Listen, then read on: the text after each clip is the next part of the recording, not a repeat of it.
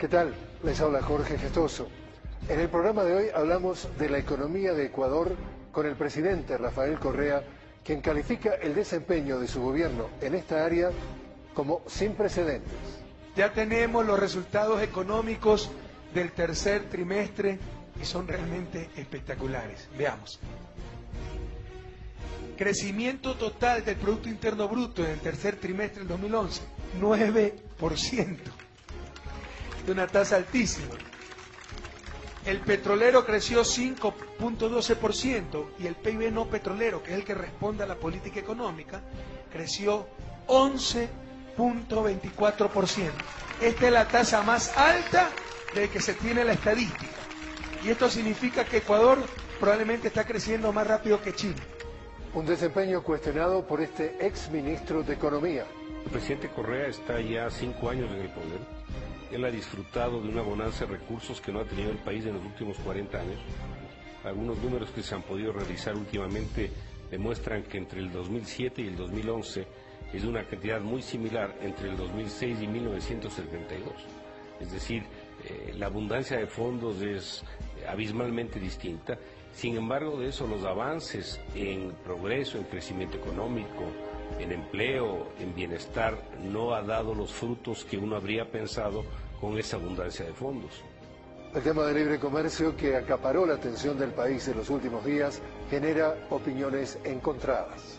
Nosotros siempre hemos hablado de que el tema libre comercio, free trade, no es libre comercio, free trade. Más bien hablamos de términos de comercio justo.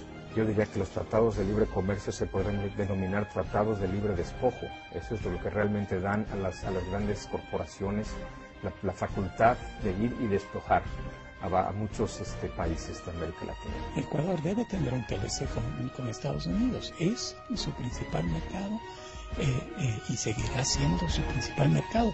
Un comercio mundial que está cambiando radicalmente a sus protagonistas. Lo que viene explicando básicamente el crecimiento mundial es el comercio sur-sur y el crecimiento sur-sur.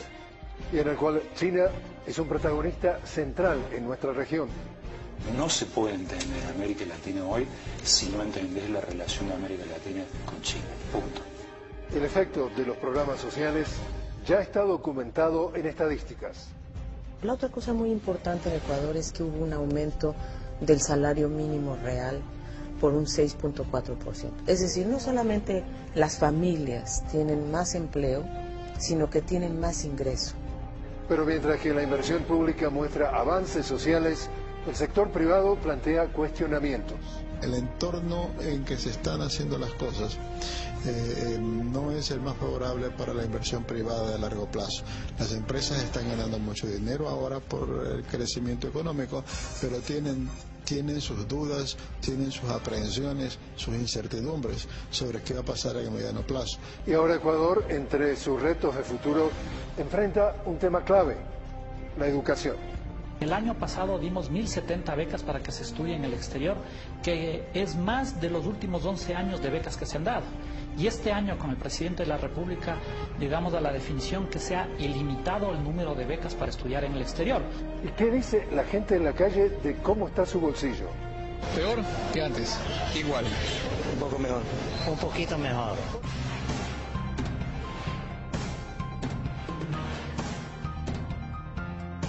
De frente, con Jorge Gestoso.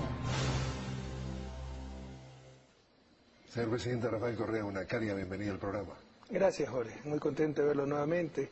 Y bueno, muy cómodo en este tema que es mi especialidad. Sí, precisamente, estamos enfrentándonos a un economista de gran calibre. No, pero me cogen de ventaja, porque con tantas cosas que uno tiene que atender, no he revisado últimamente las cifras económicas. Esas son las cartas en la manga que traía. Señor presidente, respecto a los beneficios de los tratados de libre comercio, hay versiones encontradas.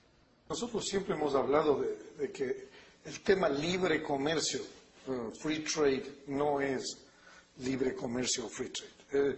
Más bien hablamos de términos de comercio justo, autosustentable, de desarrollo. El problema nuestro es que no puedes tener libre comercio si tienes un volumen de subsidios para la agricultura, tanto en Estados Unidos como en Europa y Japón. Yo diría que los tratados de libre comercio se podrían denominar tratados de libre despojo. Eso es lo que realmente dan a las grandes corporaciones la facultad de ir y despojar a muchos países de América Latina. Yo soy muy optimista cuando veo países como Brasil y países como Argentina también, que tienen políticas muy diferentes, políticas de fortalecimiento del mercado interno y también de crear alianzas más tipo sur-sur, entre países del sur, por supuesto empezando por el Mercosur, después por UNASUR, etcétera, lo cual está ayudando a contribuir a terminar con el predominio que han tenido las grandes potencias como Estados Unidos y Europa sobre los países de América Latina. Uno ve las consecuencias que tratados de libre comercio han tenido en los países que se han abierto en esa manera. Han crecido mucho más rápido, han diversificado sus exportaciones, han generado inversiones de largo plazo, han generado mayor presencia del capital extranjero y mayor llegada de tecnología.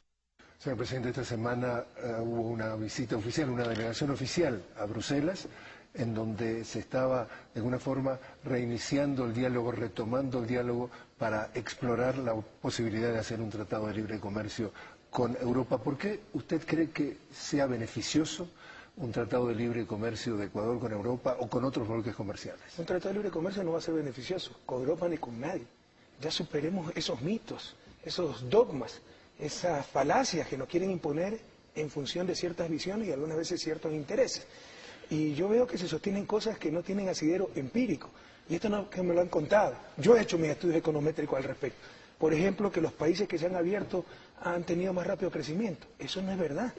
Hay países que han deteriorado su tasa de crecimiento. Hay países africanos que decrecieron con estos tratados, que han diversificado sus exportaciones, muchos han regresado a los modelos primarios exportadores, han reducido en términos relativos su participación industrial, su exportación industrial.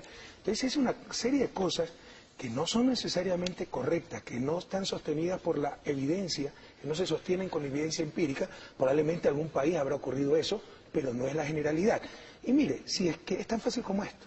Si los tratados de libre comercio fueran la última Coca-Cola en el desierto, la fórmula mágica que a nadie en la historia de la humanidad se le ocurrió antes para alcanzar el desarrollo, México ya sería desarrollado. Si tiene un tratado de libre comercio con Estados Unidos, el mercado más grande del mundo, y está al lado de Estados Unidos. Y vea las tasas de crecimiento de México. Ahí tenemos el último reporte que 70% de agricultores, habría que verificar la cifra, pero 70% de los agricultores mexicanos han quebrado desde la firma del Tratado de Libre Comercio. Déjeme justamente comentarle eso porque tuvimos oportunidad también de ver las cifras. En 1995 se firma el NAFTA, lo que le llaman la sigla en inglés, el Tratado de Libre Comercio entre Canadá, Estados Unidos y México. Pasan 10 años, Estados Unidos pone 55.000 millones de dólares, en inglés 55 billion, para no confundir los miles de millones, en subsidios a la agricultura estadounidense, exporta a México, deja en los 10 años 2.300.000 trabajadores agrícolas mexicanos sin trabajo, que terminan yendo a Estados Unidos a buscar trabajo y que los etiquetan de indocumentados ilegales y los clasifican con el dedo como los causantes de la gran mayoría de los males del empleo. O sea que tiene también esa parte negativa. Pero es que ni siquiera estoy hablando ya de las cosas empíricas, es decir, ¿de qué libre comercio vamos a hablar si Estados Unidos subsidia con un promedio de $20.000 anuales a sus agricultores? ¿Cómo se puede competir contra eso? ¿Cómo se puede llamar a eso libre comercio? Pero ni siquiera estoy hablando de eso, estoy hablando conceptualmente. Es decir, el bobo aperturismo, como nosotros lo llamamos, puede destruir países. No es que abriendo fronteras, dejando entrar y salir, productos compitiendo, el sálvese quien pueda, los países se desarrollan. Tal vez algunos por ahí, los que están en la frontera tecnológica, los campeones de competitividad, probablemente se desarrollarán. Los otros fracasarán. Y fíjese, nosotros tenemos que hacer lo que hicieron estos países, no ahora, que son los campeones mundiales de competitividad, lo que hicieron cuando estaban en nuestro nivel de desarrollo. Y Estados Unidos fue el iniciador del proteccionismo moderno con Alexander Hamilton, fue el que resistió los intentos librecambistas del imperio dominante en esa época, el imperio inglés. Aprendamos de la historia. Esto que el libre comercio beneficia siempre y a todos es algo más cercano a la religión que a la ciencia y no resiste un análisis teórico, empírico ni histórico. ¿Y entonces qué estaba haciendo su delegación oficial en Europa? Negociando un acuerdo comercial. No estamos contra el comercio. Diferenciemos libre comercio Abramos fronteras y sálvese quien pueda, acuerdos comerciales para el desarrollo. Dadas mis especificidades, dada mi nivel de desarrollo relativo, los diferenciales de productividad, abramos estos mercados, protejamos esto, dejemos esto en manos del país, protejamos a los pequeños agricultores, con esas especificidades, con esa flexibilidad. Bueno, negociemos acuerdos comerciales, pero no bobo aperturistas. Es decir, tendría que haber esas condiciones mínimas. Y algo adicional, Jorge, que la gente no entiende, ya raya en lo irresponsable, ya raya en el dogmatismo, insisto, irresponsable. Ecuador no tiene moneda nacional. Si Colombia, Perú, el propio México, que han firmado estos acuerdos, les va mal, tienen un grave desequilibrio externo, importan mucho más de lo que exportan. Eso significa, en términos individuales, que consumo mucho más de lo que gano. Eso es insostenible en el mediano plazo. En el corto plazo es préstame, primo, plata, mami, ayúdame. Pero en el mediano plazo, o consumo menos y gano más, o quiebro, o colapso. Bueno, ¿cómo solucionan los países esos problemas, esos desequilibrios externos? Con la moneda nacional. Deprecian la moneda nacional, encarecen las importaciones, es decir, consumen menos y abaratan sus exportaciones, es decir, venden y ganan más. ¿Y ustedes no tienen Ecuador no tiene eso. Y cuando usted no tiene política monetaria por la insensatez de haber abandonado la moneda nacional, solo le queda la política comercial para regular desequilibrios en el sector externo. Y si encima firma estos tratados de libre comercio, ya solo le va a quedar rezar. Como siempre digo, soy creyente, pero no creo en milagros económicos. Es decir, está de acuerdo con acuerdos comerciales, pero no con tratados de libre comercio. Estoy de acuerdo con el comercio. ¿Quién en el siglo XXI puede obviar la importancia del comercio? Por otra cosa es el bobo aperturismo. Y el tema de la dolarización que usted saca a relucir, es decir, como no tiene esa carta de que puede eventualmente devaluar su moneda, ¿existe alguna posibilidad de que la política de la dolarización cambie en el país?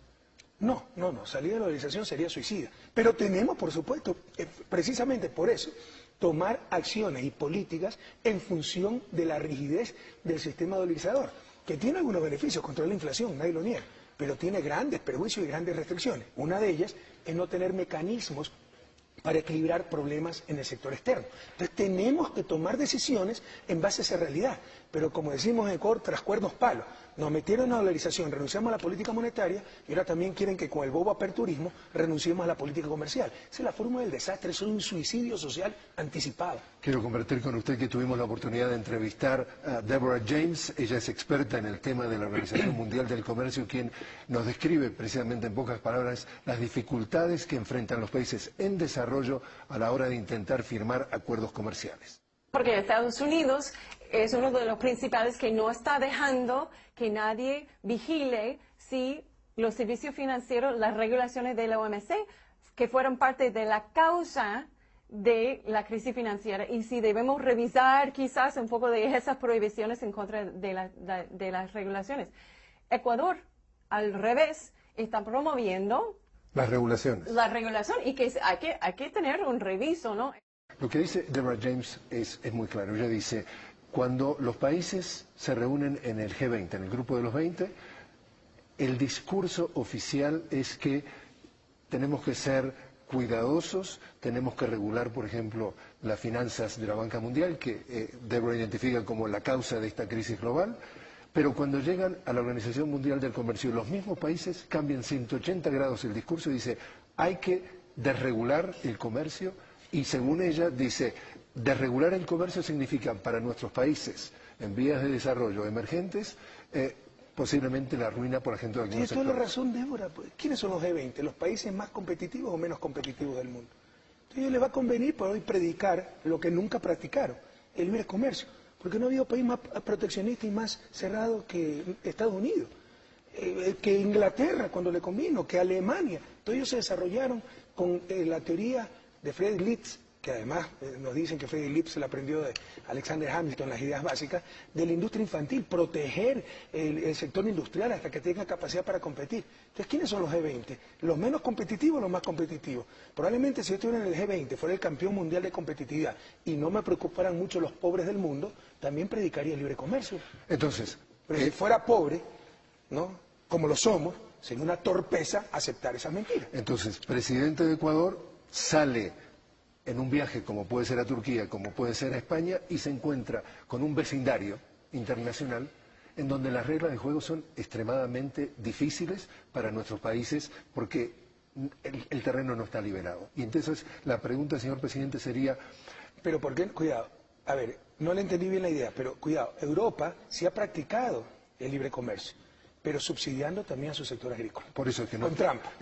Absolutamente. Pero, si es cierto lo que decía un analista ahí, que se ha demostrado indudablemente que con el libre comercio crecen más los países, Europa estaría creciendo, porque está en tremenda crisis. A lo que me refiero es, si se encuentra con ese panorama, usted plantea que Ecuador tiene que hacer una inserción inteligente. Pero por supuesto. ¿Y cuál es esa inserción? Cuéntenos en qué consistiría la inserción inteligente de Ecuador. En primer lugar, diversificar los mercados.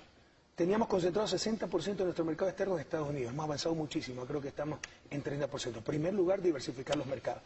Segundo lugar, invertir en mejoras en competitividad, productividad, talento humano, ciencia y tecnología, no solo como derecho a la educación, etcétera, sino también, sobre todo como derecho, pero también con sus implicaciones en competitividad, productividad. También la está haciendo el país. Y en tercer lugar, buscar acuerdos comerciales, derrumbar barreras comerciales, pero racionalizadamente, selectivamente, sin este fundamentalismo ¿qué es el neoliberalismo expresado en política comercial?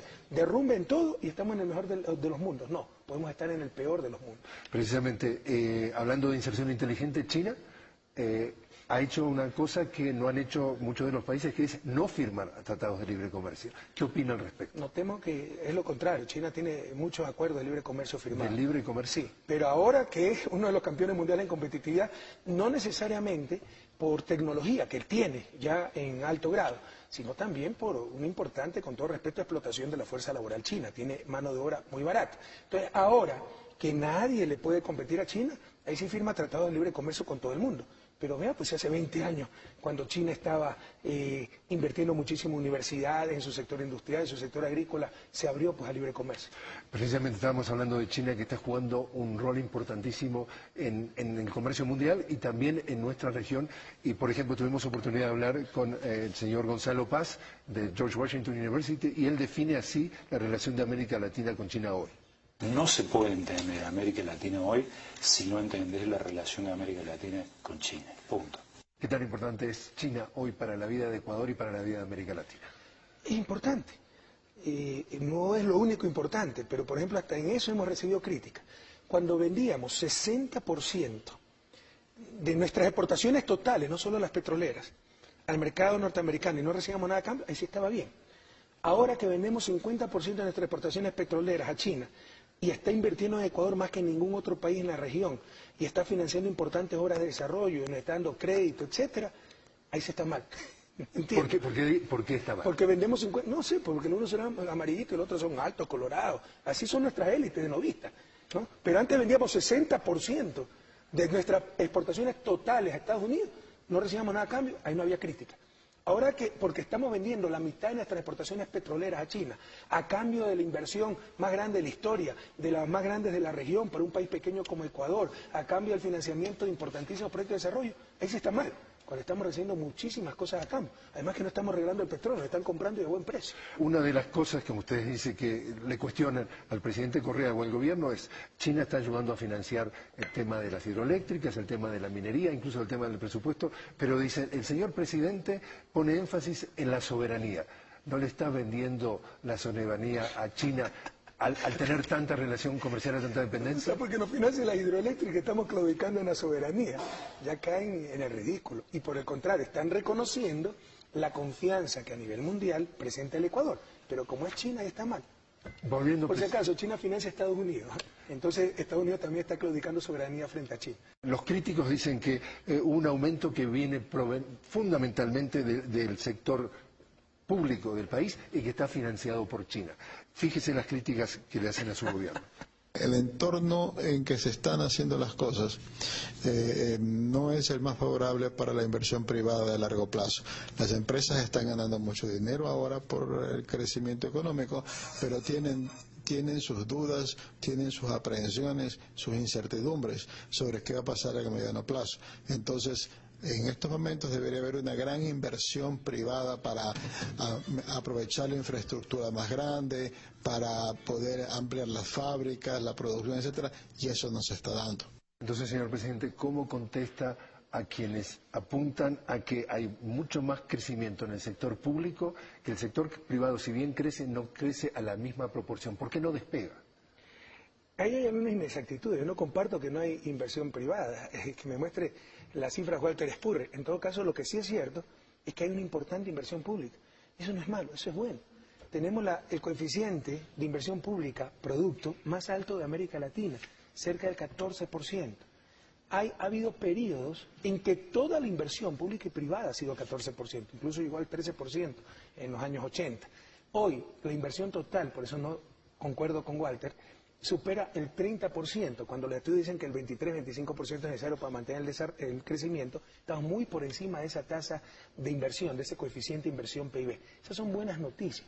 Y no es como se dice, la inversión pública desplaza la inversión privada. Hacer un nuevo carretero, energía hidroeléctrica, ¿desplaza a la inversión privada o atrae inversión privada? Ahora, hay sectores privados, eso es lo que llama eufemísticamente Walter Spurrier, dudas, incertidumbres, que si no controlan al gobierno no van a invertir, porque de esa manera sobrevivían, eran los buscadores de renta. Esa gente que no invierta, no nos interesa, pero los inversionistas y empresarios de verdad, que quieren crear, arriesgar, que tienen fe en su país, están invirtiendo. Porque saben que es un buen gobierno, pero hay gente que si no es su gobierno, que mandan al presidente, mandan al ministro de Economía, al ministro de Industria, no va a invertir. En buena hora que no invierta. El argumento de ellos es, el crecimiento realmente de una economía viene del sector privado. Y en definitiva... Yo estoy de acuerdo con eso. ¿Usted está de acuerdo? Pero si el crecimiento está viniendo del sector público y del sector privado, ¿usted cree que solo el sector público puede hacer crecer 9% una economía? Si así fuera, todos los países estarían creciendo al 9%. O sea, ¿se siente cómodo que la inversión pública se maneje en los niveles que se están manejando? Ojalá se pueda duplicar. Y eso hace duplicar la inversión privada. Saquémonos esos esquemas ideológicos que no resisten el menor análisis, que se llamaba en los libros de texto el crowding out. Era fundamentalismo ideológico, neoliberal. Explíquenos eso. Crowding out es efecto expulsión. Si usted invierte en lo público, desplaza inversión privada. Falso. Una grande mentira con que envenenan a los chicos que estudian economía y no entienden bien todavía las cosas. Eso asume spot, inmediato, este momento, y el pleno uso de los recursos. Cuando usted tenía miles de millones de dólares, por ejemplo, del IES o de la propia reserva del país fuera del país, que era ahorro nacional financiando a Miami, primero no hay full empleo. Segundo, en el mediano no hay completo uso, full employment, perdone que uso algunos anglicismos, no hay pleno uso de los recursos. Entonces hay margen para que invierta más el sector público sin que desplace el sector privado. Y segundo, en el mediano y largo plazo, le insisto, una hidroeléctrica, para tener mejor energía y más barata, ¿expulsa crowding out o atrae crowding in, inversión privada? Entonces lo que estamos haciendo es atrayendo inversión privada. Le doy unas cifras de materia de inversión extranjera directa. Precisamente, según esas cifras, Ecuador tiene uno de los niveles más bajos de la región. Según cifras de la CEPAL, en el 2010 fue de 164 millones de dólares, mientras en Perú fue de 7.328 millones de dólares y en Colombia 6.760 millones.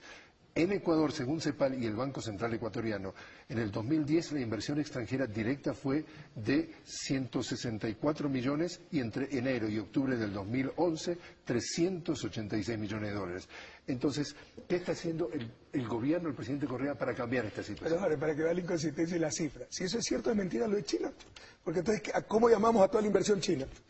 ¿Cómo se llama? Inversión marciana y ya no inversión extranjera. Uno de los argumentos es la inversión china en realidad, si son algunas empresas privadas, en realidad las empresas privadas son, entre comillas, empresas públicas chinas. O sea, es inversión extranjera, pues así sea público o privada. Pero inversión extranjera privada. ¿Sabe cuál es el problema? Revise la metodología, cómo se estima la inversión extranjera. Son flujos de capital. Entonces, si yo liberara capitales, como antes, que es lo que ha hecho quebrar a países enteros, capitales de golondrina, entran y salen capitales, y cada vez que entran cuentan los capitales. Así es la metodología. Entonces entraron miles de millones de capitales. Pero eso no es inversión, eso no está creando prosperidad, no está creando empleo, no está pagando impuestos. Por el contrario, desestabiliza las economías, más aún una economía sin moneda nacional. Nosotros hemos minimizado, precisamente para apuntalar la dolarización, pero incluso si no hubiéramos tenido dolarización, era algo sano para la economía. Todos los estudios muestran que una de las reformas neoliberales más nefastas ha sido la alta movilidad de capitales, sobre todo para las economías pequeñas y pobres como la ecuatoriana. Hemos minimizado esa movilidad de capitales, porque entraban y salían capitales. Hemos puesto el impuesto de salida de capitales para evitar 5%. esa especulación. Entonces eso derrumba las cifras de inversión extranjera. ¿Qué nos interesa? Se necesita construir un nuevo sistema, como contabilizar la verdadera inversión extranjera. No toda inversión extranjera, como se le está contabilizando, es buena, por el contrario, puede ser altamente perjudicial. ¿Cuál es la inversión extranjera que nos interesa a nosotros? Esa inversión que le están a poner una fábrica pagando, con trabajadores, pagando impuestos, generando valor agregado nacional, que reciban su justa compensación por su inversión, las utilidades, pero que genere producción nacional, empleo, impuestos. Hay que contabilizar esa inversión. Lo que están contabilizando son los flujos de capitales y eso no nos interesa. Sus detractores también identifican la decena de reformas tributarias que usted hizo. Tractores mentales creo que tienen algunos. Los detractores en una sola palabra identifican precisamente la decena de reformas tributarias que hubo en su periodo como un posible elemento de alguna forma, desalentar la inversión extranjera. ¿Seguirá habiendo reformas? ¿Habrá estabilidad? ¿Ya pararon las reformas? Bueno, mire, tenía pensado una nueva reforma para reducir impuestos, pero acogiendo la recomendación de esos detractores, no la vamos a presentar entonces. Los tractores son no inversión extranjera. Es que hemos disminuido impuestos. Lo que pasa es que ahora están pagando impuestos lo que siempre evadieron. Es uno de los récords mundiales que tenemos. Hemos aumentado 104% la recaudación tributaria. Pero en todo caso, les pongo ejemplo. Cuando yo llegué al gobierno, había impuesto 5, 10% a las llamadas telefónicas, ya no lo hay. Había impuesto 10% al sector comercial en las planillas de luz, ya no lo hay. Había impuesto por girar cheques para financiar fundaciones privadas, ya no los hay. No había deducción de gastos personales en el impuesto a la renta. O sea, si usted era un padre de familia con 6 hijos, su suegra enferma que la mantenía, y ganaba lo mismo que un soltero sin ninguna responsabilidad, pagaba el mismo impuesto. Hoy es deducible los gastos de salud, educación, alquiler, etc. Entonces esas son reducciones de impuestos. Como teníamos con el impuesto a las corporaciones, utilidades corporativas, más el reparto de utilidades, que es 15% de los trabajadores, eso nos da una tasa implícita de 36.25, de la más alta de la región, estamos reduciendo el impuesto a corporaciones. El próximo año va a caer en 22%. Ha habido reducción de impuestos. Lo que hemos hecho es recaudar impuestos. Y saben que con nosotros no se juega y ya no pueden evadir. Esa ha sido la reforma. Y han sido tan buenas. Usted entrevistó a Alicia Bárcena en la CEPAL. Pregúntele. Pone de ejemplo el sistema fiscal tributario ecuatoriano como ejemplo de eficiencia y justicia. Precisamente el director del Servicio de Rentas Internas, al señor Carlos Mar Carrasco, y quisiéramos compartir precisamente lo que nos dijo al respecto. Estos 5 años han sido, yo diría, fructíferos para el país. Hemos logrado, a través del fortalecimiento de la cultura tributaria, de la construcción de ciudadanía fiscal, incrementar de manera significativa la recaudación, pasando de 4.600 millones en el año 2006 a 9.561 millones en el año 2011, de una presión tributaria del orden del 11% a una presión tributaria fiscal de 14.8%. Hemos crecido más de 3 puntos en la llamada presión fiscal, que yo prefiero llamarla contribución fiscal. ¿Hasta cuándo? El Plan Nacional de Desarrollo nos plantea una meta al año 2013, llegar a una presión fiscal del 15%. Estamos a 2 décimas, seguro que vamos a llegar allá y probablemente un poco más. Es que las demandas sociales son muy fuertes y se requiere. Pregunta de frente. Señor presidente, ¿usted va a aumentar los impuestos? No, vamos a recaudar mejor los impuestos. Y cada vez vamos a optimizar el sistema tributario. ¿Qué es la presión fiscal de que habla el señor Carrasco? El porcentaje de recaudación de tributos sobre el PIB. O sea, por si acaso, Latinoamérica, todavía estamos por debajo de los niveles de Latinoamérica, está un 16%. Aumenta la recaudación, pero estamos llegando a 14%. Pero no los impuestos. Los países desarrollados tienen más del 20%. No va a aumentar los impuestos. Recaudación y afinar. Siempre se puede seguir mejorando el sistema tributario para ser más eficiente y más justo, para que el que más tenga, más pague, no el que menos tiene, pague más. Pero mire, yo soy modesta parte especialista en esto. Una de mis especializaciones es política fiscal, sector público, economía pública. E incluso trabajaba en reforma fiscal en América Latina como asesor en algún momento del PNUD. Y el ejemplo de esto, de éxito, era Guatemala, que había aumentado su presión fiscal 0.25% al año, sin crecer tanto como nosotros. Porque presión fiscal, insisto, ingreso tributario sobre total de PIB. El denominador, el PIB, en el caso ecuatoriano está creciendo muchísimo. entonces el coeficiente es más difícil que crezca. Era el ejemplo, 0.25% anual. Nosotros lo hemos hecho crecer alrededor de 0.8% anual. Quiere decir que... O sea, 3-4 veces más que el ejemplo para América Latina. Presión fiscal puede ser dos elementos. Como usted dice, mejorar la recaudación, pero también puede ser aumento de impuestos. Por supuesto. Y yo le repito la pregunta, ¿usted piensa aumentar los impuestos? No, lo que hemos hecho es que ese es un buen punto. O sea, el incremento de la presión fiscal puede venir porque incrementaron tasas impositivas o mejoró recaudación o ambas. Nosotros en promedio hasta hemos disminuido tasas impositivas. Lo que hemos hecho es mejorar muchísimo la recaudación, pero impresionante. Estamos recaudando 5.000, antes se recaudaban 4.600 millones. Estamos recaudando casi 5.000 millones adicionales. De ahí viene la inversión pública sin endeudamiento que los opositores no quieren reconocer. Un tema también polémico que usted ha generado a través de decisiones que ha tomado, como pudo haber sido... Pero perdón, Jorge, es que yo sí le veo a usted también un prejuicio ahí, como que si cobrar impuestos es malo, cobrar impuestos es bueno. Siempre y cuando se lo haga bien. ¿Para el Estado? No, para todos. ¿Y para doña María sacarse más plata del bolsillo? Para todos. Es lo que se llama acción colectiva. Porque incluso si hubiéramos puesto un centavo del más pobre al más rico, cada día, desde que inició este gobierno, tendríamos 200 nuevas escuelas del milenio beneficiándonos a todos. Eso se llama acción colectiva. Yo le pongo un ejemplo. Bueno, caigamos en el fundamentalismo neoliberal y mañana digamos, el pago de impuestos es voluntario. Vamos a ver si la gente está mejor o peor. Va a estar peor. Son cosas buenas, no son cosas malas. Se han satanizado los impuestos. Vaya a ver a cuánto cobran impuestos los países desarrollados. Vuelvo entonces a lo que estaba planteándole, señor presidente. Muchos de los cambios que usted ha planteado, que han sido polémicos, como pudo haber sido la renegociación de los acuerdos con las petroleras, como pudo haber sido el pago de la deuda. ¿Polémico para quién? Para transnacionales, porque para el país indudablemente fueron extraordinariamente. Entonces, usted ha hablado del tema de lo legal y lo legítimo. Y de alguna forma ese tema se dio vuelta a la página.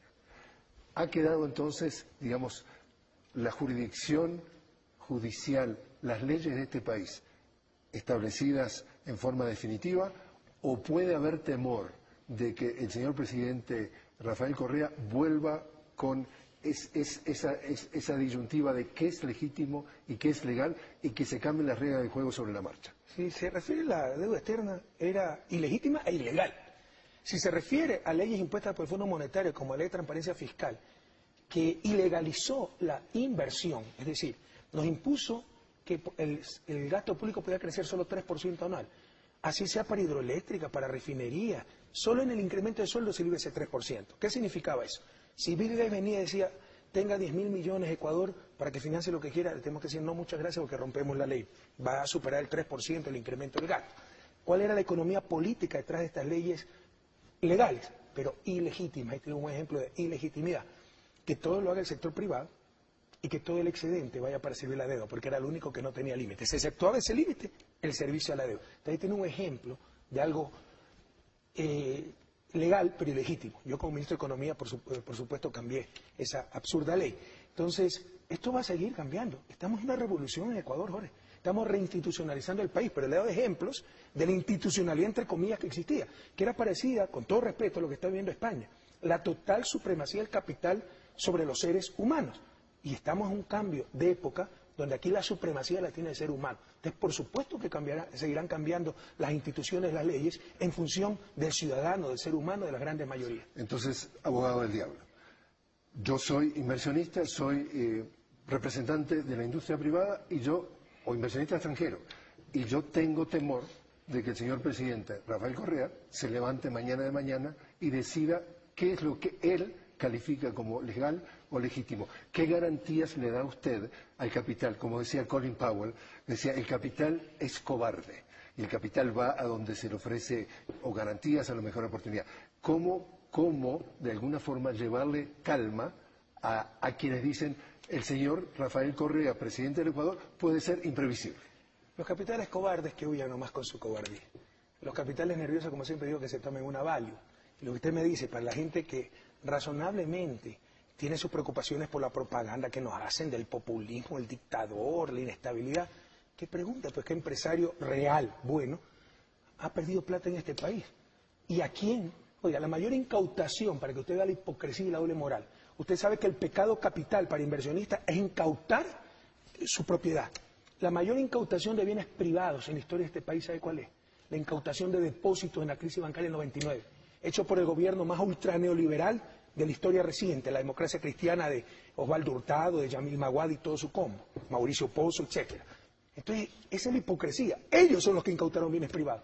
Vea qué bienes nosotros hemos expropiado, incautado contra la ley, contra la Constitución, como hicieron con el congelamiento bancario del 99. Entonces, la respuesta a esos inversionistas que razonablemente, por la desinformación, tengan dudas.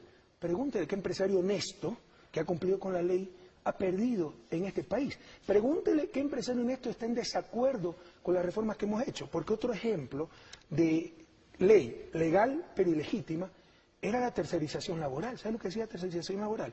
Usted ponga su empresa, pero que le contrate a sus trabajadores una tercera empresa para que no tenga estabilidad laboral, obligaciones, no nada de eso. ¿Usted cree que un empresario decente, ético, iba a aceptar eso? Y si lo aceptó, porque en arca abierta el justo peca, cuando hicimos la reforma y eliminamos esa explotación laboral legalizada, ¿usted cree que los empresarios honestos no nos iban a apoyar? Por supuesto que nos apoyaron. Entonces, esos empresarios éticos, 4 éticas siempre hablamos: ética con sus trabajadores, ética con sus consumidores, buenos precios, calidad de producto, ética con la comunidad y el Estado, pagar impuestos, dar trabajo a nivel local, y ética con la naturaleza, que no fundamente la rentabilidad de la empresa en la destrucción de la naturaleza. Los empresarios con esas 4 éticas, bienvenidos. Los cobardes, que se queden en otro lado nomás. Señor Presidente, lo invito a hacer una pausa. Sí. Y cuando regresemos hablemos de cómo ha cambiado la vida de los ciudadanos ecuatorianos bajo el gobierno del presidente Rafael Correa. Ya volvemos.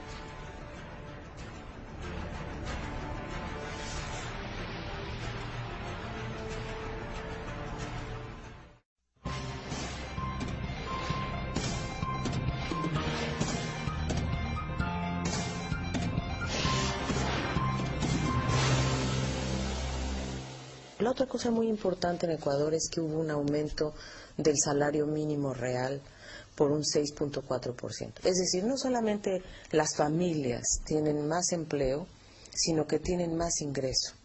Señor Presidente, el desempleo ha disminuido también el subempleo, pero cerca de la mitad de la población no tiene un empleo formal. ¿Cómo está encarando ese desafío? Antes era 70%. Cuidado, no es tan exacto empleo formal.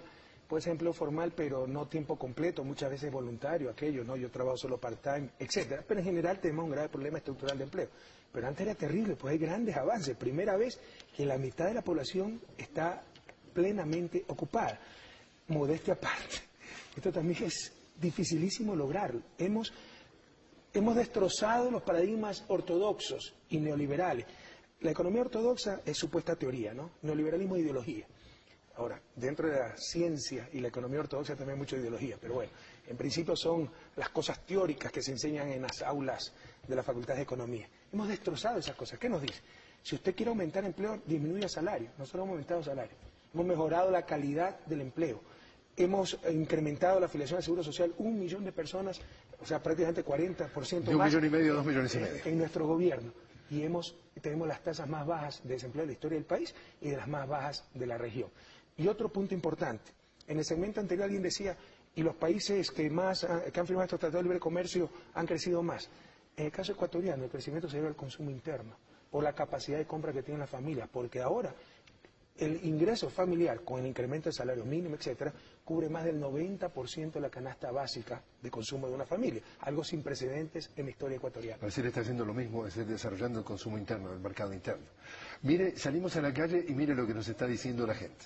Económicamente, ¿usted está mejor o peor que hace 5 años? Mejor. ¿Por qué razón? Bueno, porque yo creo que más bien está más estable. Soy mejor. Igual. Peor, creo yo. ¿Por qué? Porque ahorita incluso hasta sin trabajo estoy. Sí, mejor. ¿Ya? ¿Por qué razones? Porque veo que ha mejorado la economía del país. Peor que antes. Igual. Un poco mejor. Un poquito mejor. Peor. ¿Por qué? Porque todo ha subido, no hay mejoramiento en los sueldos. Bueno, un poquito mejor. ¿Por qué está mejor, amiga? Ciertas circunstancias que han cambiado. Estamos mejor, porque este presidente está haciendo las cosas muy bien. Estoy peor porque todo ha subido ahora, todo está caro. Estoy peor que hace 5 años. ¿Por qué, caballero? Porque el nivel de ingreso es menor al que tenía hace 5 años. Estamos mejor, gracias a Dios. Se ha mejorado la situación durante estos últimos tiempos. Estamos peor, señora. ¿Por qué, caballero? No hay trabajo, hay mucho desempleado, hay mucha competencia. Estoy mejor que hace 5 años. porque en el trabajo al menos no, o sea, el sueldo básico que yo tenía antes no llegaba ni a los 150 ni nada de eso. Estoy igual, literalmente, sí. La verdad mejor. Con relación a mis padres sí, mejor, tienen un mejor trabajo y ganan más y es más estable. Igual, no, un poquito mejor. ¿Por qué? Porque por mis méritos, no por el gobierno, obviamente, ¿no? Yo pienso que está igual. Estoy mejor. Porque por el sueldo que ya subieron. Creo que mejor. Mejor, ¿Por qué? porque las cosas han cambiado. ¿Cree que la política de su gobierno ha mejorado, ha contribuido a mejorar el ingreso de la población? Bueno, a no ser que no sirvan para nada las cifras económicas y sociales. Yo soy un escéptico de las cifras económicas y sociales, pero algunas sí reflejan bastante información. Claramente el país está no solo mejor, mucho mejor que hace 5 años. Pero mire, estas entrevistas demuestran ese cambio. Porque la idiosincrasia ecuatoriana y latinoamericana en general, que siempre quejarnos y echarle la culpa al gobierno. Usted hacía esta entrevista hace 5 años y el 100% hubiera contestado peor. Ahora, si los cálculos no me fallan, 40-50% contestó mejor, un 30% igual y un 20% peor. Esos son cambios sustanciales. Y le decía, yo soy escéptico con respecto a ciertas cifras económicas. Usted puede crecer, aumentar ingresos, pero al mismo tiempo promedio, pero al mismo tiempo aumentar pobreza, desigualdad, no satisfacer servicios básicos, etcétera. Este es un índice más completo, el índice de desarrollo humano de las Naciones Unidas. Fíjese el salto que da a partir del 2007 con nuestro gobierno. Hemos crecido constantemente en el índice de desarrollo humano, que es un aspecto más global. Toma en cuenta educación, salud, nivel de ingreso de las propias Naciones Unidas. Exactamente, y que ubica a Ecuador aproximadamente en el 5º lugar de América Latina. Es decir, ha avanzado en lugares dentro de América Latina. No, hay 4 países de desarrollo alto, o si la memoria me falla, estamos en el segmento de desarrollo medio alto. Pero ni yo mismo me lo creo, yo creo que eso es exagerado. Lo que es claro es que estas son series comparables, porque si ustedes ven las cifras en los informes, no coincide porque cambió la metodología. Esta ya la metodología estandarizada y claramente para los que también dicen que antes decrecía más rápido la pobreza, todas son mentiras. Claramente el gran impulso en desarrollo humano que incluye disminución de pobreza en el país se ha dado a partir de nuestro gobierno. Esto lo dice las Naciones Unidas, no lo dice el gobierno ecuatoriano. Déjeme entonces escuchar precisamente a quien sostiene lo que usted acaba de decir, que no ha crecido, la pobreza no ha disminuido, que es el exministro de Economía, Mauricio Pozo. Escuchemos sus palabras. El país, al principio de la década de los 2000, me refiero entre el 2000 y el 2006, tuvo una reducción de pobreza de aproximadamente 12 puntos, con un precio del petróleo, por ejemplo, que era menos de la mitad que lo que ha recibido el presidente Correa. Sin embargo de eso, en el periodo actual, la reducción de la pobreza es de alrededor de 8 puntos. Escuchamos las 2 campanas. A ver, aquí está la tendencia de disminución de la pobreza. Esta es la pobreza extrema, que es la más importante, esto es indigencia. Sí, aquí hay una caída fuerte y ya la voy a explicar. Y pobreza total, donde cae, como dice Mauricio, que es un tipo serio, ¿no? Lastimosamente, pues fue ministro de un gobierno nefasto para el país y es un neoliberal, fundamentalista. Ha disminuido unos 12 puntos. Acá esto es por ingresos, lo más importante es por necesidades básicas insatisfechas, también tenemos una reducción sostenida. ¿Cuál es la manipulación, con todo respeto para Mauricio, en su análisis? Que dice, antes decreció más rápido la pobreza, porque salíamos de una crisis. Entonces es fácil quebrar al país, después, es decir, te ganaba $100, le reduzco su sueldo a $50, después le devuelvo sus $50 y dice crecer 100% su salario, agradezcan, y está igualito que antes. Esas son las trampas de la estadística. Aquí tengo la prueba de lo que estoy diciendo. Con la crisis del 99, producida por los fundamentalismos ideológicos que mantiene Mauricio Pozo, no por las políticas de la Revolución Ciudadana, por las políticas neoliberales, en el 98 este era nuestro nivel de ingresos por habitante. Fíjese que recién en 2004 se supera, pues apenitas ese ingreso. O sea, en 2004 recién tuvimos como hace 6 años, pero eso es lo que dicen que es la recuperación más rápida que antes. Eso es trampa, nos estamos recuperando de una crisis, es decir, eso es coyuntural. Ya después de que recuperamos niveles precrisis, seguir disminuyendo pobreza, eso significa cambios estructurales, permanentes, y eso es lo que estamos logrando. se está manipulando la información, se está, con todo respeto, desinformando. Salíamos de una crisis en que despedazaron al país, lo que hemos hecho es recuperar el nivel precrisis y dicen, ¿cómo hemos reducido la pobreza? Comparen pues antes del nivel precrisis. La reducción de la pobreza fue cercana a cero. Usted dice que definitivamente hay muchos retos por delante, si por ejemplo las cifras de CEPAL, y entonces las vamos a ver en la Comisión Económica para América Latina de las Naciones Unidas, muestran que la pobreza sigue siendo elevada entre la población indígena. ¿Y qué falta hacer en esa lucha contra la pobreza en ese segmento? Donde más éxito hemos tenido en reducción de la pobreza en el sector indígena. Pero el sector indígena prácticamente todo el mundo era pobre, pues sería una locura decir que todavía no hay pobreza, y alta pobreza. Cuéntenos la Pero situación. el que diga que no ha disminuido la pobreza sustancialmente en el sector indígena está mintiendo. ¿Y qué es lo que hay que hacer? Seguir haciendo y profundizando las políticas que ya tenemos. Por ejemplo, con la gratuidad de la educación, porque aquí la educación en teoría era gratis. En el gobierno en el que participó el señor Pozo, se cobraba $25 por niño para matricular en la escuela. Usted sabe, para una familia pobre, una familia indígena, que tenía 4 hijos, pagar $100 para mandar a sus niños a la escuela, no los enviaba. Y todo eso perpetúa el círculo vicioso de la pobreza.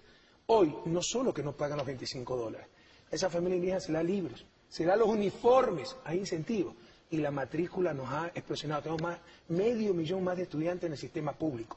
Antes prácticamente no había indígenas en el sistema universitario. Estos eran procesos estructurales de exclusión de los más pobres, indígenas, afros, etcétera.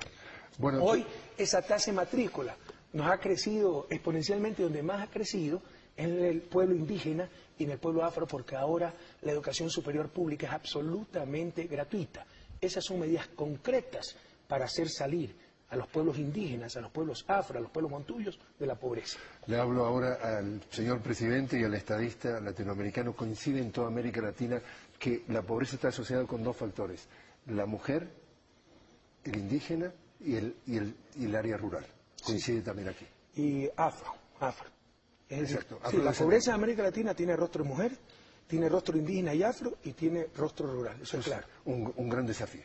Por supuesto, y estamos invirtiendo muchísimo, invirtiendo en programas contra la desnutrición, dando servicios básicos. Lo que pasa es que también se necesitan cambios de la población. Por ejemplo, la población rural es demasiado dispersa. Usted sabe lo caro que es llevar servicios básicos, escuelas, salud, agua potable, alcantarillado, electricidad, con esa dispersión. Entonces necesitamos, por ejemplo, consolidar un poco más los asentamientos en el sector rural. Pero hay mucha resistencia a esos cambios. En su libro, Ecuador, de Banana Republic a la no república, usted tiene en la página 76 y dice: crónica de un atraco anunciado, dice textualmente, la nefasta relación entre el poder político y el poder económico, particularmente el de los banqueros, hizo que desde un año antes ya se dieran los pasos para transformar una crisis financiera en una crisis económica generalizada, pagada con recursos de todos los ecuatorianos. ¿Esto ha sido para usted el quid del gobierno que usted, al gobierno con el que usted llegó, lo que se encontró? Es que es uno de los grandes problemas de la economía. Nosotros supuestamente, economía es ciencia social. Se creen matemáticos los economistas, ¿no? Y mientras más fórmulas más incomprensibles hagan, se creen más inteligentes. Pero economía es ciencia social, estudia la sociedad humana. ¿Usted cómo puede estudiar esa sociedad humana haciendo abstracción de cosas tan fundamentales como la relación de poder? Estamos perdiendo el tiempo. John Kenneth Galbraith, un economista de Harvard, era canadiense, que enseñó hasta los 90 años y sabía más, ya falleció, más por viejo que por economista, decía: la teoría económica ha obnubilado la capacidad de entendimiento de los economistas, porque nos enseñan las cosas en el vacío, fuerzas del mercado sin ninguna influencia de poder.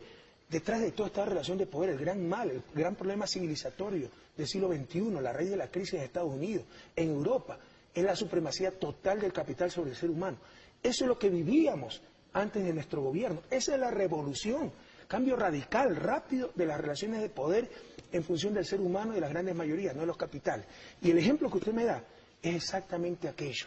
Se hizo todo, cuando ya se vio quebrada la banca, con sus influencias y sus asambleístas de alquiler, con sus legisladores, con sus canales de televisión y sus medios de comunicación. Cuando llega el gobierno, los 7 canales de televisión, 5 pertenecían a la banca, para crear leyes para que ellos quebraran y pagaran todos los ecuatorianos, el Estado. Y eso fue precisamente lo que sucedió. Esa ley se llamó, no recuerdo el nombre exacto, pero comúnmente se llamó la ley AGD, ¿no? Con eso quebraron, ellos quebraban, todos pagábamos, y como no alcanzó la plata, congelaron los depósitos de los ciudadanos, rompiendo todas las normas que predicaban, los derechos de propiedad, etcétera, para salvar a los banqueros. ¿Cómo lo salvaron? Además de congelar nuestros depósitos, lo congelaron a 10.000 sucres dólares y los devolvieron a 25.000 sucres dólares. Si usted tenía 1 millón de sucres, le congelaron $100 y le devolvieron $40. Se le robaron $60. Y después de todo esto, llegaron a la brillante conclusión que lo que pasaba era que no sabíamos manejar una moneda nacional y teníamos que adoptar la moneda gringa. Y nunca se les ocurrió pensar que el problema radicaba en quienes manejaban el país. Unas élites, la supremacía total del capital sobre los seres humanos. Eso es lo que estamos cambiando el día de hoy. Precisamente usted estaba hablando de la importancia del capital social y decía que para usted es clave, digamos, la reducción de la inequidad. Y decía precisamente esto al respecto. Hemos elevado sustancialmente el salario básico, hemos cambiado radicalmente la forma de repartir utilidades y tenemos la tasa de desempleo más baja, al menos desde que existe la correspondiente CEGI. Ya tenemos los resultados económicos del tercer trimestre y son realmente espectaculares. Veamos. Crecimiento total del Producto Interno Bruto en el tercer trimestre del 2011, 9%. De una tasa altísima. El petrolero creció 5.12% y el PIB no petrolero, que es el que responde a la política económica, creció 11.24%. Esta es la tasa más alta desde que se tiene la estadística. Y esto significa que Ecuador probablemente está creciendo más rápido que China. Ahí está de acuerdo, ahí no... Tasas de crecimiento espectaculares, le insisto, en un marco tremendamente restrictivo, tipo de cambio fijo extremo como la dolarización, con mejoras de la calidad del empleo, y le insisto, las cifras económicas pueden ser vacías. Yo puedo lograr grandes tasas de crecimiento con lo que se hacía antes. Se me llevaban el 85% del petróleo y nos quedaba 15%, pero eso aumentaba el crecimiento económico. Hoy se queda el 85% del petróleo en manos de los ecuatorianos y aún así tenemos las tasas de crecimiento más altas de América Latina. Uno de los temas que de alguna forma hay... Y le insisto, es porque con eso fomentamos también el consumo, es la inversión pública y el consumo, capacidad de compra de familias, y eso dinamiza la economía. Una de las preguntas que muchos se hacen es, usted está hablando de crear o de aumentar la red vial del país y usted le llama el proyecto de las superautopistas que podría costar algo así como $5.000 millones. ¿Cómo piensa financiar ese proyecto? Lo que hemos hecho es reconstruir la red vial que estaba destrozada. La gente está contentísima porque antes, le insisto, era como nos maltrataban antes, ¿no? La alegría del pobre, le robaban la camisa, le devolvían la camisa y estaba contento porque lo habían ayudado, ¿no? Lo que hemos hecho es recuperar la red vial, pero la red vial que teníamos, pues todavía está 30, 40 años atrasado el país. Las superautopistas en Estados Unidos existen de los años 50, Europa de los años 60, nosotros todavía no tenemos una. Entonces hay que ir a la nueva etapa, la construcción de la freeway, la superautopistas con entradas restringidas, etcétera, ¿no? Con separación de carriles. Y eso nos cuesta unos $5.000 millones. ¿Cómo lo vamos a financiar? Precisamente haciendo concursos con financiamiento. Y normalmente, como el que puede dar mucho financiamiento es China, ganan empresas chinas, pero son concursos abiertos. Ya tenemos empresas brasileñas, dicho sea de paso, también funcionando con esta modalidad. ¿Y por qué no? Concesiones adecuadamente establecidas, con subastas. ¿Quién nos propone la mejor oferta? Es decir, yo le construyo autopista, usted me deja manejar la autopista con este peaje, probablemente al inicio habrá que subsidiar porque no hay tráfico suficiente, veamos quién nos presenta las mejores propuestas. Yo he sido un crítico de las concesiones, porque era un robo a mano armada. Se daba a dedo y uno tenía que subsidiar eternamente, y era el negocio redondo y seguro. Pero por medio de subastas, nacional e internacional, creemos que se puede llegar a un buen acuerdo. ¿Cuándo podría, de alguna forma, ponerse en marcha este proyecto? Se están acabando los estudios. Esperamos este mismo año empezar con 1 o 2 autopistas. Entonces quiere decir que si quiere hacer el seguimiento, el señor presidente Correa ya se ve en la presidencia en el próximo periodo. No, o sea, lo importante es que continúe la misma política, la misma visión, la revolución ciudadana, la continuidad del proyecto, no la continuidad de las personas. Hablando de la revolución ciudadana, la palabra revolución para el capital, ese capital que es cobarde, puede asustar y puede hacer de que no se venga al país porque la revolución me suena como que huele raro. Vea, Jorge, este estadista latinoamericano, como usted me llamó hace un momento, que nunca he sabido bien qué significa la palabra estadista. Algunas veces creo que es solo saber de coctelitos, estar bien vestidito, etc. Este estadista latinoamericano no le habla a los cobardes, así que no me interesa lo que piense o deje pensar ese capital. Pero aquí la palabra revolución significa el cambio radical, profundo y rápido de las estructuras vigentes y básicamente de las relaciones de poder. Porque mientras este país, como hasta antes de nuestro gobierno, siga dominado por una banca, el capital financiero, por unos gremios, cámaras de producción que se acostumbraban a poner y sacar presidentes, por ciertos medios de comunicación, en definitiva, por las élites que siempre han dominado América Latina, no saldremos de su desarrollo.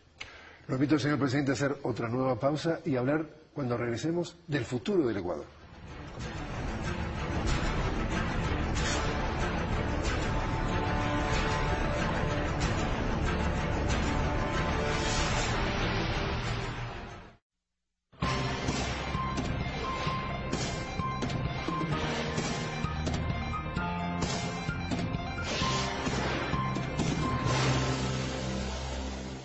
Señor presidente, uno de los objetivos de su gobierno es cambiar la matriz energética del país y usted dice que el camino es la construcción de represas hidroeléctricas y que podría llegar hasta exportar energía, electricidad en el país.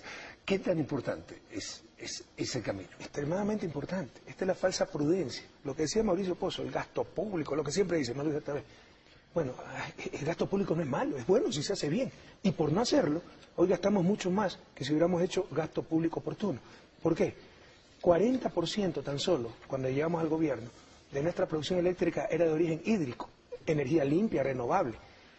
Casi el resto, había un 8 o un 9% que se importaba, eran divisas que se iban fuera del país, el resto era generación térmica, que consume combustible, contamina el medio ambiente, y como no tenemos capacidad de refinación, se importaba ese combustible. Teníamos energía cara, mala, consumía divisas, absurdo.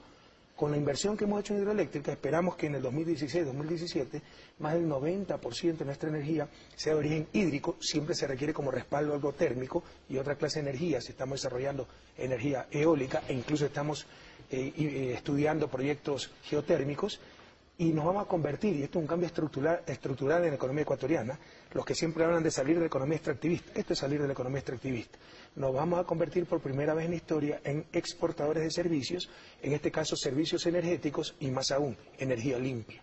Precisamente su crítico, el señor Mauricio Pozo, respecto al presupuesto del 2012, él dice que se prevén gastar unos 4.500 millones de dólares en la compra de derivados del petróleo y el argumento... Por eso, pues porque tenemos termoeléctrica. Precisamente, pero él dice que en definitiva ese es un subsidio que beneficia al segmento más acomodado de la población. Mire lo que está diciendo el señor Pozo.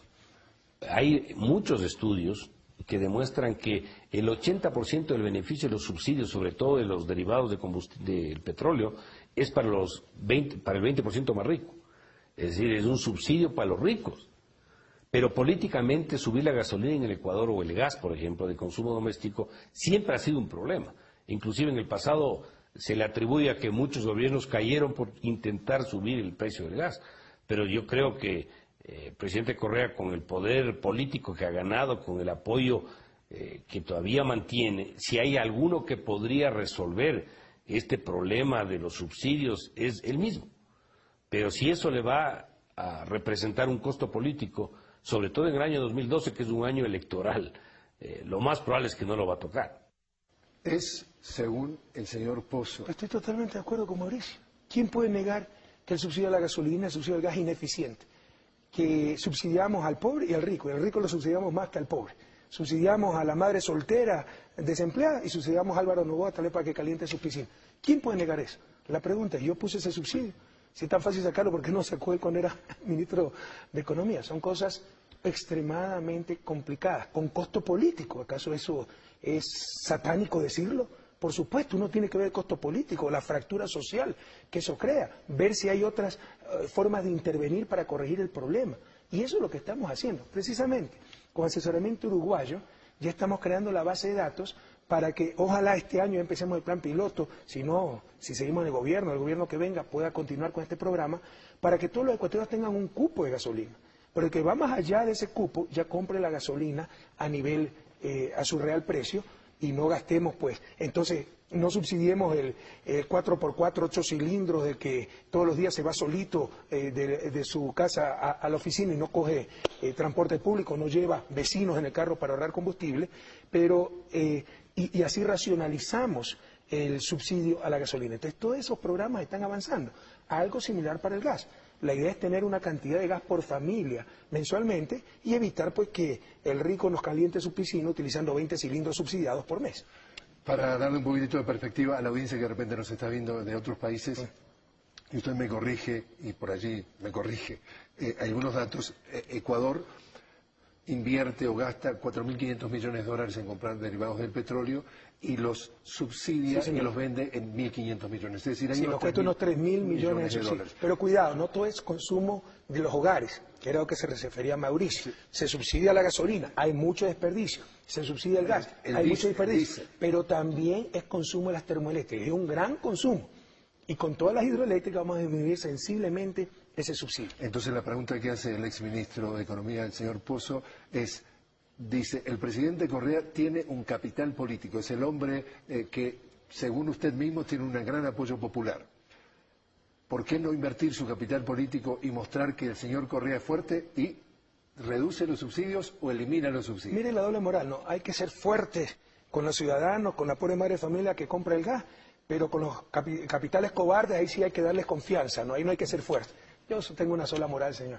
Seré fuerte y consistente en todas mis acciones y entiendo economía. Y la economía no solo es cuestiones tangibles, son las cuestiones intangibles, como la cohesión social para tener un proyecto nacional. Y sacar el subsidio, combustibles, gas, nos fracturaría terriblemente esa cohesión social, que la hemos logrado con mucho esfuerzo, porque usted se imagina los efectos de la congelación, el congelamiento de los depósitos en la cohesión social del país. El tema petrolero tiene dos falencias históricas que todo el mundo hay consenso que sea de acuerdo, que sería el tema de la exploración y el tema de la refinación. Precisamente es lo que estábamos diciendo. Si me permite precisar algo, yo quisiera aclarar, nadie duda de la ineficiencia de los subsidios, pero no lo hemos puesto nosotros. En economía hay cosas muy fáciles de hacer y muy difíciles de deshacer, por eso hay que pensarlas bien, porque son difíciles de deshacer, hay implicaciones de distribución, hay fractura social. Entonces, estamos tratando de racionalizar esos subsidios en forma inteligente, le insisto, con estos software que estamos desarrollando. Ya se están desarrollando. Probablemente en los próximos meses empezaremos los planes pilotos para dar a nivel subsidiado al sector privado, al sector público de transporte. El transporte público no se puede quitar ese subsidio, suben los pasajes. Al sector privado, cierta cantidad de combustible, pero que tiene un 4x4, 8 cilindros, que paga un poquito más después de esa cierta cantidad. Algo similar con el gas.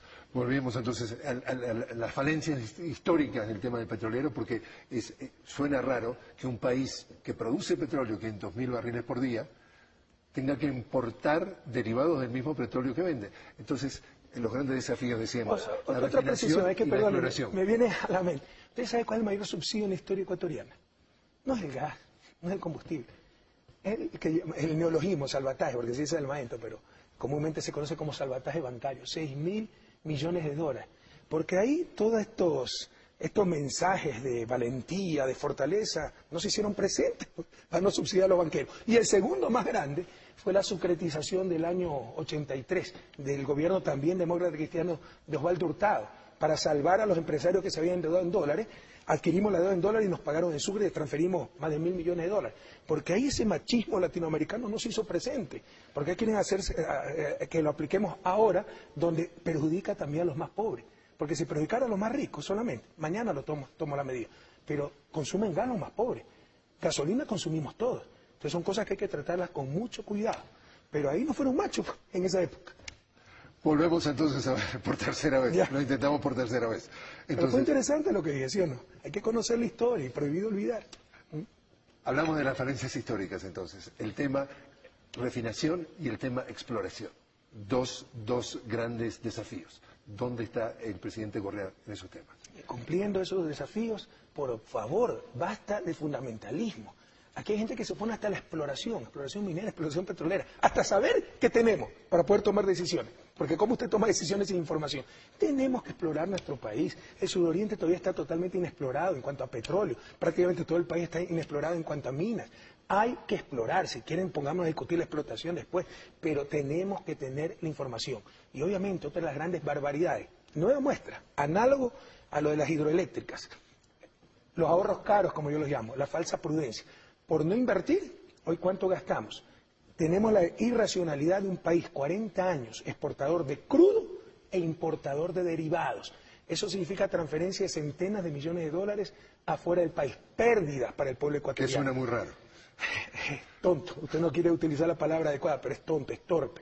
Gracias a Dios, pues con la nueva refinería que Dios mediante empezará el próximo año, se subsanará ese gravísimo problema estructural de la economía ecuatoriana. Hablamos entonces que usted está cambiando la matriz energética, pero otro de los grandes desafíos de su gobierno y otro de los grandes objetivos es cambiar la matriz productiva, y dentro de los cambios está la minería a gran escala. ¿Por qué es importante para el desarrollo del país? ¿Para qué país no es importante aprovechar sus recursos naturales no renovables? Porque a veces se los lleva el vecino de otra parte pero del con mundo. nosotros, usted vea, pues tenemos los contratos más rígidos del mundo, que están sirviendo de ejemplo. Acabamos de firmar el primero.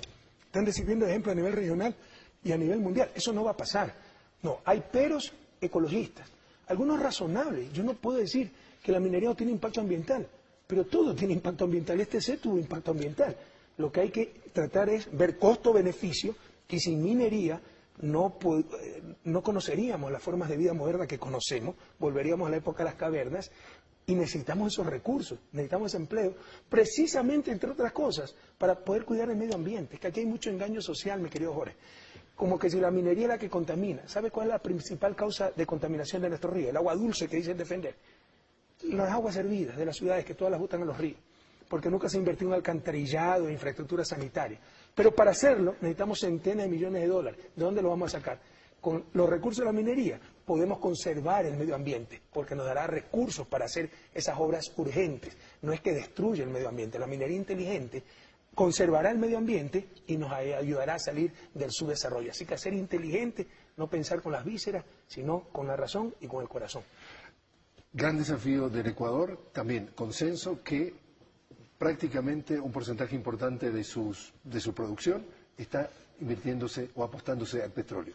¿Cómo diversificar la producción ecuatoriana para eventualmente evitar los vaivenes del mercado mundial?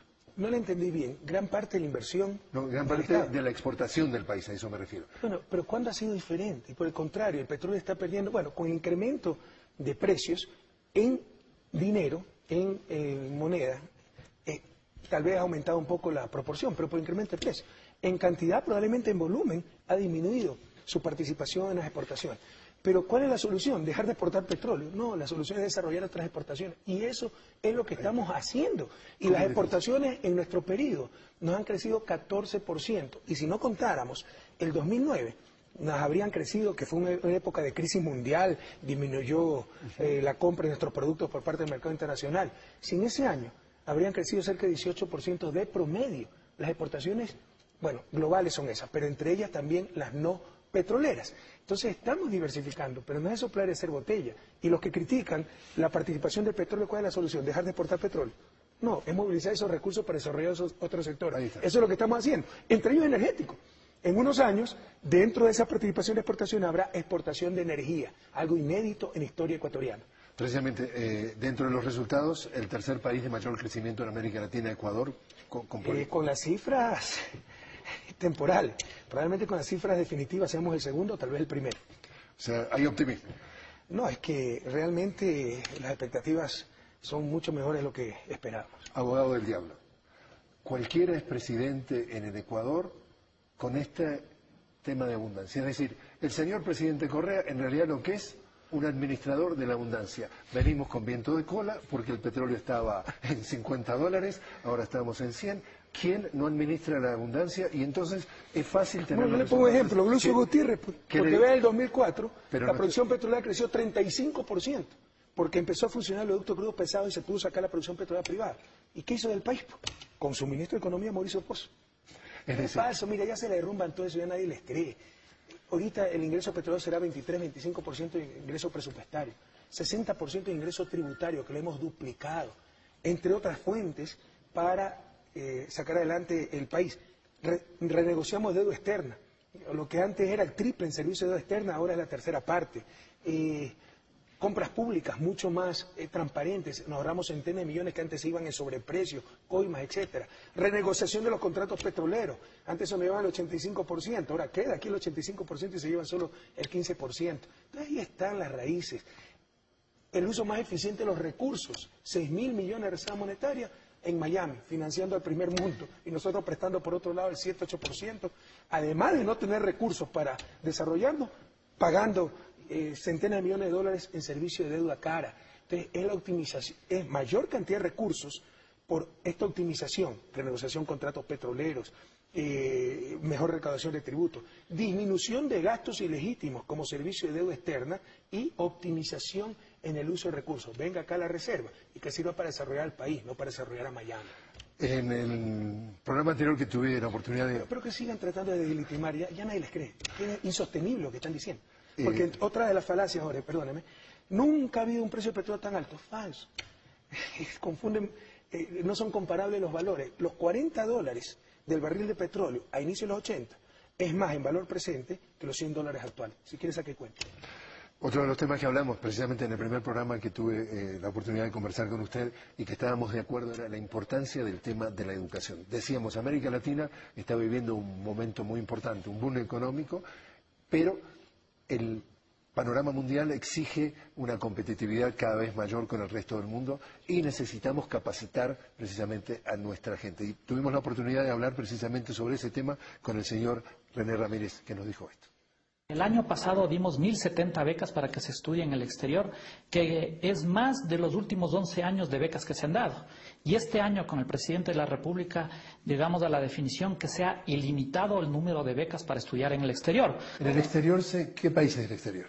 Bueno, nosotros hicimos una lista de 1.000 universidades, 1.200 universidades, en función de un ranking, de los rankings que se hace, y toda persona que pase los exámenes y que sea admitido, nosotros pagaremos completamente. Y tenemos otras becas que se llaman las becas de excelencia, que las personas o los estudiantes que accedan a las 50 mejores universidades, igual pagamos todo completamente el acceso hacia estas universidades. Estamos hablando de europeas, estadounidenses, asiáticas, también latinoamericanas. Entonces estamos hablando de que enviamos a estudiantes a que estudien en las mejores universidades a nivel mundial, y para esto no existe restricción presupuestaria, porque todos los ecuatorianos que sean admitidos, en este caso, nosotros financiaremos los estudios de los ecuatorianos, con el único requisito que regresen el doble de tiempo acá al Ecuador, porque el financiamiento viene de todos los ecuatorianos, ¿no? ¿Cuán importante entonces es el desafío de la educación para el pueblo ecuatoriano? Fundamental. O sea, sin educación no tenemos futuro. Sin educación no hay revolución. Y aquí hay grandes transformaciones revolucionarias. Aquí solo en el ámbito de educación superior, pero educación secundaria, básica. Nos falta mucho todavía de educación inicial, pero estamos trabajando. Pero a nivel de educación superior, lo que tal vez nos dio René, y lo felicito, usted ha logrado que hasta se ponga corbata, René, es que antes de nuestro gobierno, ¿sabe cuántas becas se daban? 20 becas de posgrado. Y para ciencias sociales, ni siquiera para ciencias duras, que es lo que más necesita el país, porque podemos vivir, con todo respeto, sin antropólogos, sin economistas, pero ya es más difícil vivir sin ingenieros. Sin economistas sería... Yo creo que sería un mundo más feliz, además.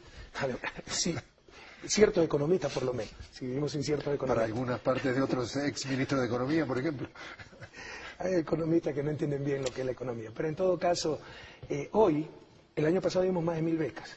Hoy aspiramos a dar este año 3.000 becas, pero si son 6.000, en buena hora, porque no tiene límite, debemos apostarle todo al talento humano, y al talento humano en las mejores universidades. Entonces, como decía René, hemos hecho una lista de pregrado y posgrado, esto es pregrado y posgrado, de las mejores universidades, en las carreras que necesita el país, ingenieros, geólogos, expertos en el mar, no hemos desarrollado prácticamente nada de las riquezas y potencial de nuestro mar, etcétera. Y si son aceptados en una de esas universidades, en las carreras que conviene al país, les garantizamos el financiamiento, con la única condición que vengan a servir el doble del tiempo. Sector público o privado, lo importante es que estén en el país, ¿no? Y contribuyan con su talento humano al desarrollo. Pregrado también, los chicos que sean aceptados en las mejores universidades del mundo, en las carreras que necesita el país, tienen garantizado el financiamiento. Y el señor Ramírez traía a la atención en esa conversación que tuve oportunidad de conversar con él un tema interesante. Él decía, tenemos que desarrollar en nuestra América Latina también nuestra identidad cultural, porque nos vamos a educar, él decía, al norte, que de alguna forma importamos puntos de vista, importamos visiones del mundo, y el mundo está cambiando, y como decíamos, América Latina está viviendo un momento muy importante de su historia, y necesitamos también que nuestras universidades reflejen ese pensar y ese sentir y esa visión que tenemos del mundo. Uno de los desafíos es generar conocimiento propio, pero para eso se necesita talento humano. Y el otro desafío es no tenerle miedo al cambio, es cambiar sin perder nuestra identidad. En buena hora, que esos estudiantes vengan con otras lenguas, conociendo otras culturas, con nuevas ideas, confrontémoslas, discutamos. Cojamos lo mejor de los mundos, los buenos valores que tiene otra cultura, los buenos valores que tiene nuestra cultura. Rechacemos los antivalores de otra cultura, nuestros propios antivalores. Y el desafío, le insisto, esto no lo entiende muy bien el mundo indígena, que cree que para no perder su identidad hay que seguir como están. No, el desafío es cambiar sin perder nuestra identidad.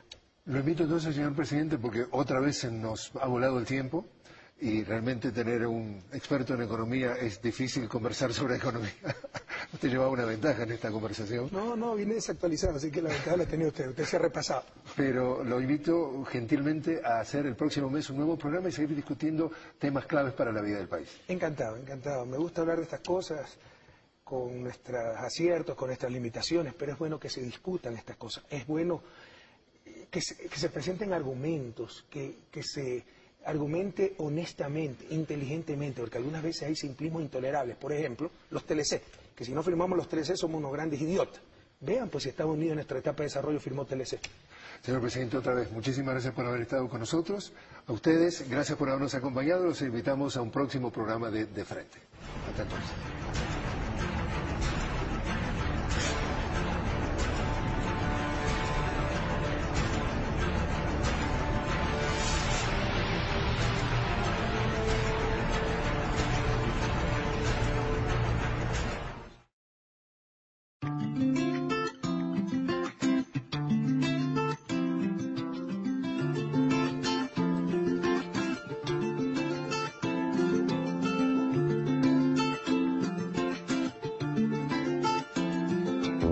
¿Cómo será la patria que construimos con este sacrificio y esta esperanza? ¿Cómo será la vida sin el martirio de ver a la pobreza acechando el alma? ¿Cómo será la patria cuando los niños jueguen con la guitarra de la alegría?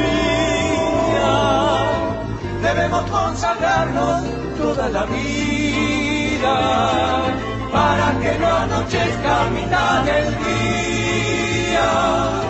¿Cómo será la patria sin las hogueras donde se calcinaron huella y camino? ¿Cómo será la patria sin los puñales que en el pasado hirieron hasta el destino? ¿Cómo será la patria sin la violencia?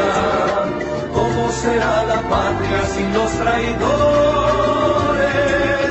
¿Cómo será la vida sin la tristeza que nos causaron sátrapas y opresores?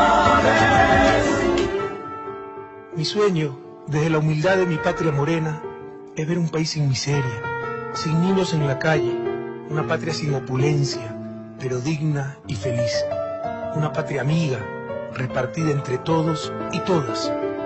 Ahora, con el corazón les repito, jamás defraudaré a mis compatriotas y consagraré todo mi esfuerzo con la ayuda de Dios y bajo las sombras libertarias de Bolívar y Alfaro a luchar por mi país, por esa patria justa, altiva y soberana que todos soñamos y que todos merecemos.